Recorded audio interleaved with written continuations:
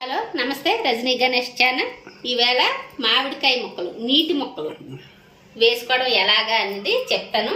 ఇప్పుడు మనం ఇంట్లో తయారు చేస్తుంటే బూజెక్కిపోతున్నాయి కదండి, అవి బూజెక్కిపోకుండా ఉండడానికి ఇవ్వండి. మనం మామిడికాయలు ఉగాదికి పప్పులోకి తెచ్చుకుంటాం కదా, ఇంకా లేతగా ఉంటాయి, అప్పుడు ఆ కాయలే పనికొస్తాయి.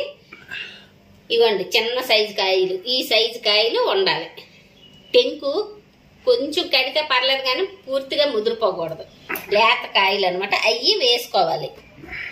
ఇగో ఈ రకంగా ముక్కలు కోసుకోవాలి.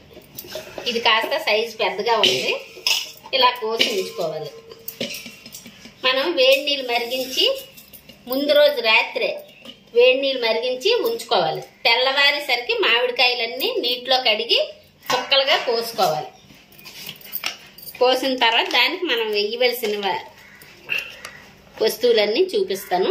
కారం కొంచెం సరిపోద్ది, ఎవరికి సరిపడా కారం అలా వేసుకోండి, కానీ దీనికి పెద్దగా కారం ఏమి ఉండక్కర్లేదు. ఉప్పు, ఇవ్వండి పసుపు మాత్రం కొంచెం ఎక్కువ వేసుకోండి. ఇలా చేసి ఇలాగా అన్ని తర్వాత ఒక గంట సేపు అలాగా ఉప్పు కారం బాగా పట్టనివ్వండి. పట్టిన తర్వాత ముందు రోజు రాత్రి మనం మరిగించి ఉంచుకుంటాం కదా నీరు, ఆ నీటిని పోసుకోవడమే. పెద్ద శ్రమేం కాదు, కాకపోతే బూజెక్కిపోతున్నాయి, అందుకోసమని చెప్తున్నాను. ఇలాగా వేసి ముక్కల్ని ఉదయం సాయంత్రం ఇలా కలుపుతూ ఉండాలండి.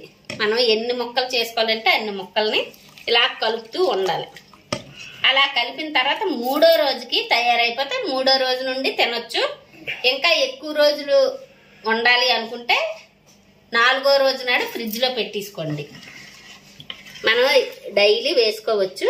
ఇవ్వండి నేను వేసిన తర్వాత వారం రోజులకి ఇలాగ అయ్యాయి అనమాట.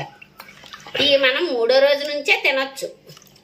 వీటి వల్ల అతి దాహం తగ్గుతుంది, వడదెబ్బ తగలడం కూడా తగ్గుతుందండి. ఒంటికి నీరు బాగా అందిస్తుంది అనమాట. అందుకోసమే ఈ సమ్మర్లో ఇలాంటివన్నీ చేసేవాళ్ళు. ఉసిరికాయలు వేసినా ఇదే పద్ధతి.